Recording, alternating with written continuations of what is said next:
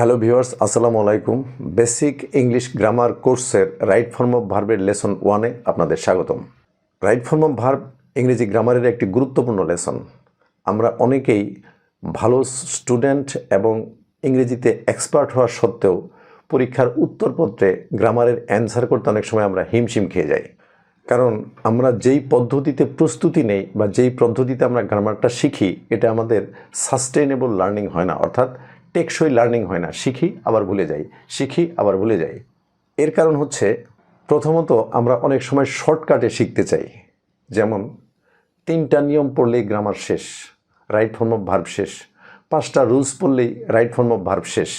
আসলে একটা বিষয় মনে রাখতে হবে, শর্টকাটে কখনো ভালো কিছু হয় না। ভালো কিছু শিখতে হলে, সাস্টেনেবল লার্নিং যদি আমরা করতে চাই, আমরা যদি টেকসই শিখন অর্জন করতে চাই, তাহলে অবশ্যই একটু সময় দিতে হবে। শর্টকাটে ভালো কিছু হবে না, এটা মনে রাখতে হবে। দ্বিতীয়ত, আমি আমার এই ভিডিও টিউটোরিয়ালগুলোতে রাইট ফর্ম অফ ভার্বের বিষয়টা আমি এমনভাবে উপস্থাপন করব, যেটা একবার পড়লে আজীবন আর ভুল হবে না। কখনোই রাইট ফর্ম অফ ভার্ব এটা আর ভুল হবে না। দ্বিতীয়ত, আমরা যেই কাজটা করি সেটা হচ্ছে, আমরা রাইট ফর্ম অফ ভার্বের শুধু রুলসগুলি গদবাঁধা মুখস্থ করে যাই। আমরা সিচুয়েশনটা বুঝতে চাই না, যে কোন সিচুয়েশনে ভার্বের কোন ফর্মটা সুইটেবল হবে, এটা আমরা কখনোই বুঝতে চাই না। তো আমি আমার এই লেসনগুলোতে ভার্বের সিচুয়েশনগুলা ডিটেল আমি আলোচনা করব। সিচুয়েশন বলে দিবে কোন সিচুয়েশনে ভার্বের ফর্মটা কেমন হবে। তৃতীয়ত, আমরা যেটা করি, আমরা যেই বইগুলি পড়ে আমরা রাইট ফর্ম অফ ভার্বগুলি শিখি, এই বইগুলিতে অনেক সময় রাইট ফর্ম অফ ভার্বের যে রুলসগুলি আছে এগুলা গোছানো থাকে না। 1 নম্বর রুলসে থাকে প্রেজেন্ট ফর্মের ব্যবহার, তো 2 নম্বরে পাস্ট ফর্ম, 3 নম্বরে আবার প্রেজেন্ট ফর্ম, 4 নম্বরে আবার পাস্ট ফর্ম, এরকম করে থাকে। তো আমি আমার এই লেসনগুলোতে রাইট ফর্ম অফ ভার্বের ব্যবহারগুলি আমি একদম টোটালি গুছিয়ে দেব। যেমন প্রেজেন্ট ফর্মের ব্যবহারগুলি একসাথে, পাস্ট ফর্মের ব্যবহারগুলি একসাথে, পাস্ট পার্টিসিপল ফর্মের ব্যবহারগুলি একসাথে। আশা করি এই গুছানো অবস্থায় আমরা যদি পড়ি, তাহলে এই পড়াটা হবে আমাদের সাস্টেইনেবল, অর্থাৎ মনে থাকবে, এলোমেলো লাগবে না। তাহলে শুরু করছি আমরা রাইট ফর্ম অফ ভার্বের প্রথম লেসন।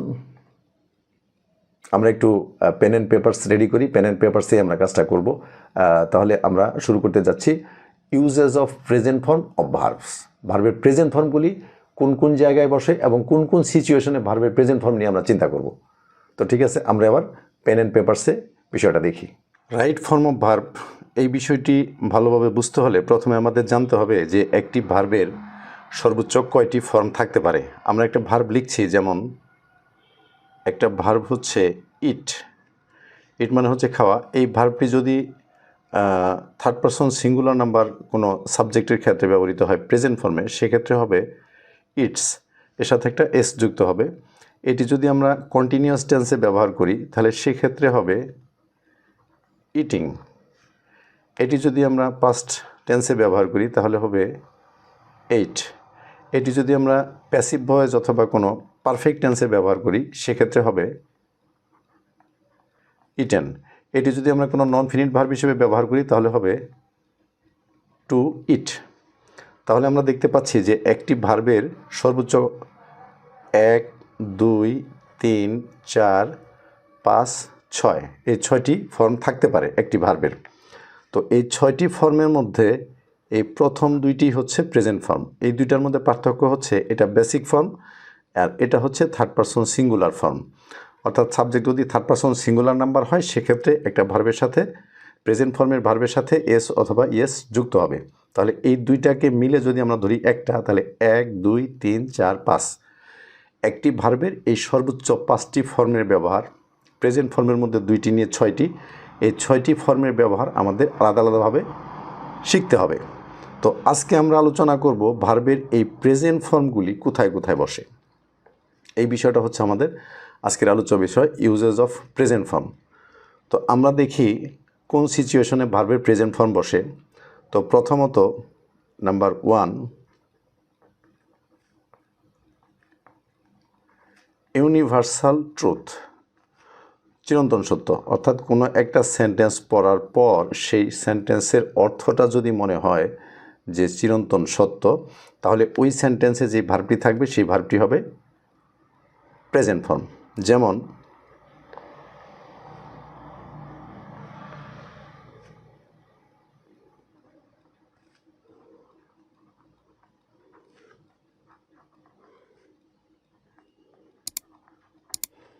দি আর্থ মুভস রাউন্ড দি সান, এটি হচ্ছে একটি চিরন্তন সত্য বাক্য।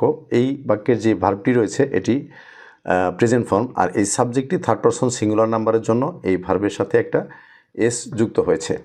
তো যেসব সেন্টেন্সের অর্থ চিরন্তন সত্য, ওই সেন্টেন্সগুলি যে ভার্বটি থাকে এই ভার্বটি হয় প্রেজেন্ট ফর্ম। আমরা এবার একটু আরেকটা রোল দেখি কোথায় কোথায় ভার্বে প্রেজেন্ট ফর্ম বসে। আরেকটি হচ্ছে কোনো সেন্টেন্সে যদি কোনো টাইম ওয়ার্ড থাকে, যেই টাইম ওয়ার্ডগুলি দ্বারা বর্তমান সময় বোঝায়, বর্তমান সময় বোঝায় এরকম কোনো টাইম ওয়ার্ড যদি সেন্টেন্সের মধ্যে থাকে, তাহলে ওই সেন্টেন্সের যে ভার্বটি থাকবে ওটি হবে প্রেজেন্ট ফর্ম। টাইম ওয়ার্ড বলতে যেমন যদি এরকম থাকে যে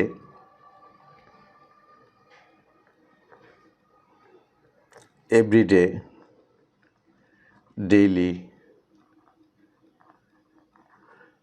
অলওয়েজ, রেগুলারলি, অকেশনালি, সামটাইমস, এরকম কোনো টাইম ওয়ার্ড যদি থাকে তাহলে ওই টাইম ওয়ার্ডের জন্য ওই সেন্টেন্সে যে ভার্বটি থাকবে এটি হবে প্রেজেন্ট ফর্ম। যেমন he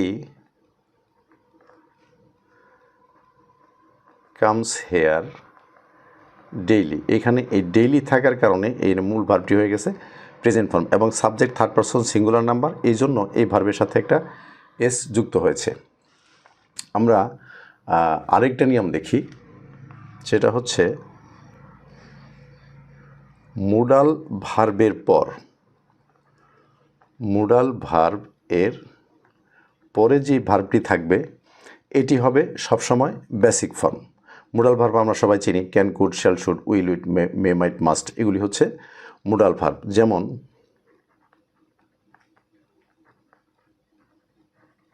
you should go now, এখানে এই শুড হচ্ছে মুডাল ভার্ব, এই কারণে মুডাল ভার্বের পরে যে ভার্বটি আছে এটি হচ্ছে প্রেজেন্ট ফর্ম। আমি আরেকটা সেন্টেন্স লিখি, হি মে কাম টুডে, এখানে মে হচ্ছে একটা মোডাল ভার্ব, মে মোডাল ভার্ব হওয়ার কারণে মেয়ের পরে যে ভার্বটা আছে কাম, এটি হচ্ছে প্রেজেন্ট ফর্ম। আরেকটা কথা, যে মোডাল ভার্বের পরে যে ভার্বটি থাকে এটি সবসময় বেসিক ফর্ম হয়। সাবজেক্ট যদি থার্ড পারসন সিঙ্গুলার নাম্বারেরও হয় সেক্ষেত্রে এই ভার্বের সাথে আর কোনো এস অথবা ইয়েস যুক্ত হয় না, এটা টোটালি বেসিক ফর্ম। তাহলে মোডাল ভার্বের পরে যে ভার্বগুলি বসে এই ভার্বগুলি সবসময় বেসিক ফর্মের হয়। আমরা আরেকটা রোল দেখি, সেটি হচ্ছে কোনো সেন্টেন্সে যদি এরকম ওয়ার্ড থাকে had better, had rather, would better, would rather, এই জাতীয় কোনো ওয়ার্ড যদি থাকে তাহলে ওই ওয়ার্ডগুলি পরে যে ভার্বটা হবে সেটি হবে প্রেজেন্ট ফর্ম। যেমন ইউ হ্যাড বেটার গো দেয়ার, তুমি বরং সেখানে যাও, এই যে হ্যাড বেটারের পরে যে ভার্বটি আছে এটি হচ্ছে প্রেজেন্ট ফর্ম। অর্থাৎ had better, had rather, would rather, এই জাতীয় ওয়ার্ডের পরে যে ভার্বগুলি থাকে এই ভার্বগুলি সবসময় হয় বেসিক ফর্ম। আমরা আরেকটা রুল দেখি, নাম্বার 5, কন্ডিশনাল সেন্টেন্স, শর্তযুক্ত বাক্য। অর্থাৎ যেই সেন্টেন্সগুলিতে কোনো শর্ত দেওয়া থাকে, যদি তুমি আসো তবে আমি যাব, যদি তুমি পড়ো তাহলে তুমি পাস করবে, ভালো রেজাল্ট করবে, এই জাতীয় সেন্টেন্সগুলি 3 ধরনের হয়ে থাকে conditional sentence, first conditional, second conditional এবং থার্ড কন্ডিশনাল। ফার্স্ট কন্ডিশনালের স্ট্রাকচারটা হচ্ছে if plus present indefinite plus হচ্ছে ফিউচার ইনডিফিনিট। অর্থাৎ কোনো একটা সেন্টেন্সের শুরুতে যদি ইফ থাকে এবং শেষের অংশটাতে, শেষের ক্লজটাতে যদি থাকে হচ্ছে ফিউচার ইনডিফিনিট, তাহলে প্রথমে যে ক্লজটি আছে এই ক্লজটি হবে প্রেজেন্ট ইনডিফিনিট টেন্সের, অর্থাৎ এই ভার্বটি হবে প্রেজেন্ট ফর্ম। যেমন আমি একটা সেন্টেন্স লিখি, ইফ ইউ কাম, এটা কমা, আই শ্যাল গো, যদি তুমি আসো তবে আমি যাব। এই যে শুরুতে ইফ আছে এবং শেষের অংশটাতে আছে হচ্ছে ফিউচার ইনডিফিনিট। ফিউচার আমরা বুঝবো কীভাবে, সাবজেক্টের পরে শ্যাল অথবা উইল দেওয়া থাকবে। এরকম যদি থাকে তাহলে প্রথম ক্লজে যে ভার্বটি থাকবে এটি হবে প্রেজেন্ট ফর্মের। তাহলে এটা হচ্ছে ফার্স্ট কন্ডিশনাল একটা sentence, if plus present plus future. তো আমরা আরেকটা নিয়ম দেখি কোথায় ভার্বের প্রেজেন্ট ফর্ম ব্যবহৃত হয়। নাম্বার 6, কোনো একটি নেগেটিভ অথবা ইন্টারোগেটিভ সেন্টেন্সে, নেগেটিভ অর্থাৎ নাবোধক বাক্য, ইন্টারোগেটিভ হচ্ছে প্রশ্নবোধক বাক্য, কোনো একটি নেগেটিভ অথবা ইন্টারোগেটিভ সেন্টেন্সে যদি অক্সিলিয়ারি ভার্ব হিসেবে ডু অথবা ডাজ অথবা ডিড ব্যবহৃত হয়, তাহলে ওই সেন্টেন্সে যে মূল ভার্বটি থাকবে এটি হবে বেসিক ফর্ম। কিন্তু শর্ত হচ্ছে সেন্টেন্সটা হতে হবে নেগেটিভ অথবা ইন্টারোগেটিভ। আমি একটা সেন্টেন্স লিখি, যেমন হি ওয়েন্ট দেয়ার। এটি হচ্ছে একটি অ্যাফার্মেটিভ সেন্টেন্স। এটাকে যদি আমরা নেগেটিভ করি, এখানে ভার্বটি আছে পাস্ট ফর্মে, এটাকে যদি আমরা নেগেটিভ করি তাহলে হবে হি ডিড নট গো দেয়ার। এখানে এই ওয়েন্ট ভার্বটি এটি পাস্ট টেন্স হওয়ার কারণে অক্সিলিয়ারি ভার্ব হয়ে গেছে ডিড নট, সেন্টেন্সটা হয়েছে নেগেটিভ, এবং এরপরে যে ভার্বটি আছে সেটি হচ্ছে প্রেজেন্ট ফর্ম, বেসিক ফর্ম। তাহলে এই সেন্টেন্সটাকে যদি আমরা ইন্টারোগেটিভ করি তাহলে হবে এরকম, ডিড হি গো দেয়ার। তাহলে এই ডিড থাকার কারণে মূল ভার্বটি হচ্ছে প্রেজেন্ট ফর্ম। আমরা আরেকটা নিয়ম একটু দেখি, ইম্পারেটিভ সেন্টেন্স।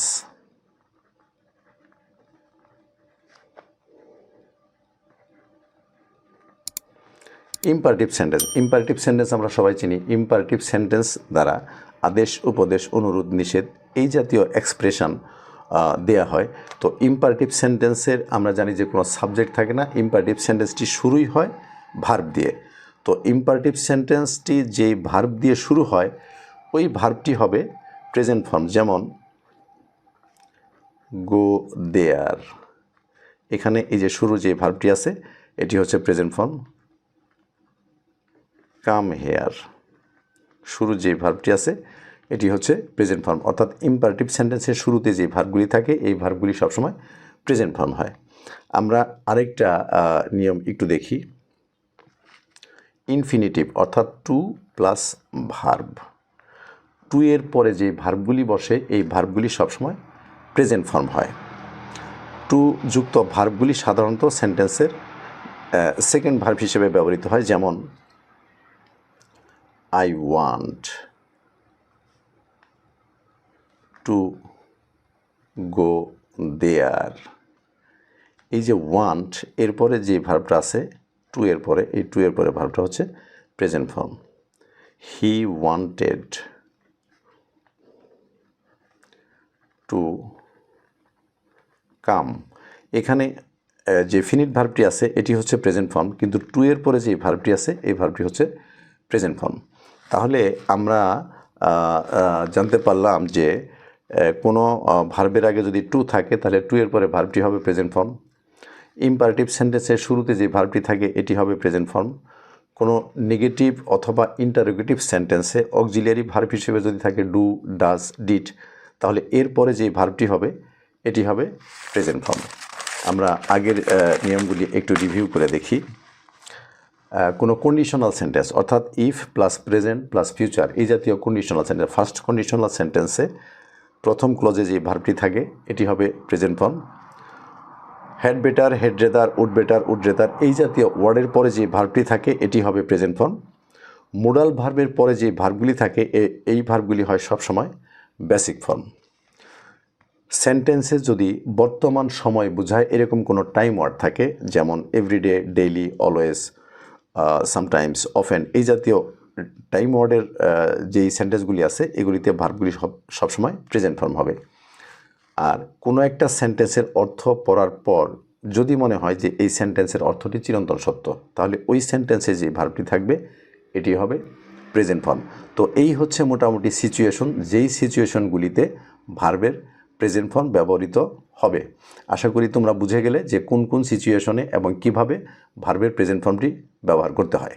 আশা করি তোমরা সবাই ভালোভাবে শিখে গেলে রাইট ফর্ম অফ ভার্ব এই লেসনে প্রেজেন্ট ফর্মের সবগুলো ব্যবহার, এবং আমি এটাও আশা করি এই প্রেজেন্ট ফর্মের ব্যবহারগুলি তোমাদের আজীবন মনে থাকবে এবং পরীক্ষা বলো, রিয়েল লাইফ সিচুয়েশন বলো, কোথাও তোমাদের এই রাইট ফর্ম অফ ভার্বের প্রেজেন্ট ফর্মের ব্যবহার আর কখনোই ভুল হবে না। ধৈর্য সহকারে ভিডিওটি দেখার জন্য ধন্যবাদ। আগামী পর্বে আমরা দেখব, আগামী লেসনে আমরা যেটা করব সেটা হচ্ছে ভার্বের পাস্ট ফর্মগুলি কোথায় কোথায় বসে, এই বিষয়গুলি নিয়ে আমরা আলোচনা করব। সে পর্যন্ত সবাই ভালো থাকো। ধন্যবাদ সবাইকে।